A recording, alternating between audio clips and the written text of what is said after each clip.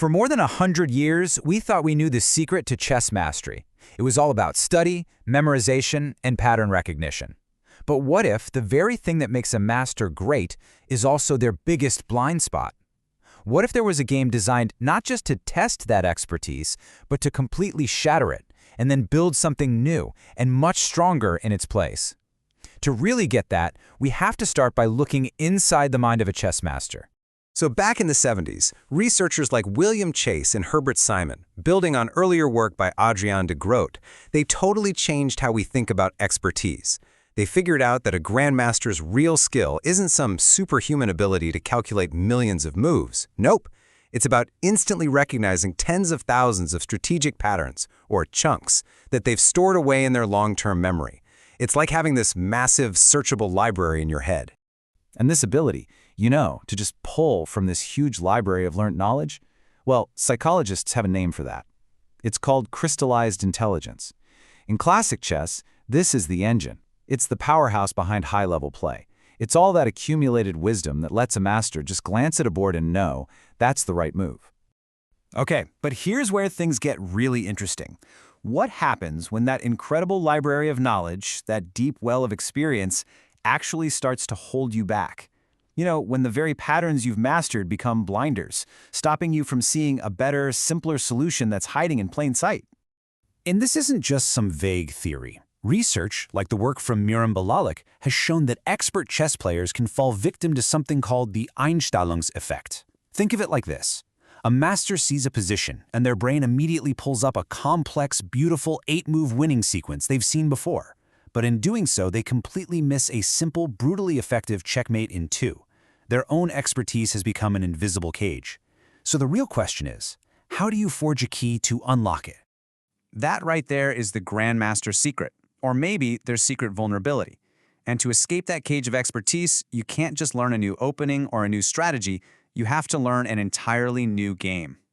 And that's where Chess Reverse comes in. At its heart, it has one single, absolutely game-breaking rule. The pieces are two-sided, bicolored, and they can be flipped to the opponent's side. So an unprotected enemy piece isn't just captured, it can be turned. It switches sides. And that one simple little rule, it changes absolutely everything. This comparison really just lays it all out. Classic chess gives you a stable, predictable board that rewards all that crystallized knowledge you've built up. But Chess Reverse?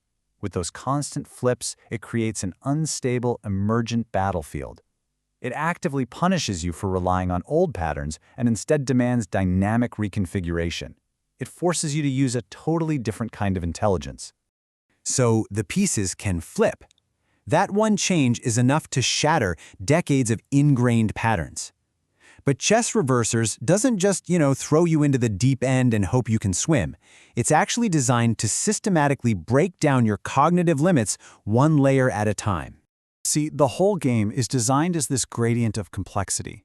You start with orthodox, which is just classic chess. Then you move to reverse, which brings in the flip and makes all your patterns unstable. Then Wave adds another twist, inspired by games like shogi, where you can bring captured pieces back onto the board from a reserve. And finally, Infinity combines both the flip and the reserve, creating this beautiful state of controlled strategic chaos. Now this isn't random, it's a very deliberate design. It's based on real learning science, like John Sweller's cognitive load theory. By adding complexity in these structured stages, the game keeps you right in what the psychologist Lev Vygotsky called the zone of proximal development, basically the sweet spot for learning. You're always being pushed just a little bit beyond your comfort zone, which forces you to build new cognitive skills, not just lean on your old ones. And just how complex are we talking here? Well, in one of the more advanced base variants, Infinity Speed, the number of possible game variations is estimated to be 10 to the power of 236. I mean, that's a number so huge it's almost impossible to even think about, but it gives you a sense of the sheer size of the strategic ocean you're swimming in. An ocean that deep is already pretty overwhelming, but those base game variants, they're really just the beginning. The full system is designed to push you way beyond just dealing with complexity and into mastering pure chaos. On top of all those game variants, there are 4 universes that add completely new layers of rules. You've got Element, which is symmetrical play, then Equity, which is asymmetrical, Ultimate is a wild colorblind mode to really tax your memory. And then there's Nexus. Nexus isn't just another rule set. It's designed to completely break the idea of a stable game. Imagine you're playing, and every 6 moves, the fundamental rules of the game just shift right under your feet. You might go from playing Wave to Infinity, and then suddenly back to Orthodox. It's not about mastering one set of patterns anymore. It's about mastering the transition between patterns, a test of cognitive flexibility that is just almost unheard of. And the final level, Nexus Ether, it takes this idea to its absolute logical conclusion. You play with no board, no pieces. The entire game, with its shifting rules, flipping pieces, and reserves, all of it takes place entirely inside the minds of the players. It is, quite literally, a purely mental battle. So, why? Why do any of this? Why build such a complex, brain-breaking game? Well, the answer actually has less to do with chess and a lot more to do with the world that we all live in today. Because when you get right down to it, Chess Reverses isn't just a game, it's designed to be a cognitive gymnasium.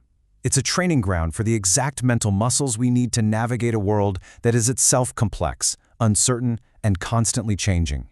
So what practical skills are you actually building in this gem? Well, the game forces you to run these super rapid decision cycles, a lot like military strategist John Boyd's famous ODA loop: observe, orient, decide, and act. That's a core skill for things like crisis management. The sheer amount of information you're tracking trains you to handle a high cognitive load, essential for any high-pressure job.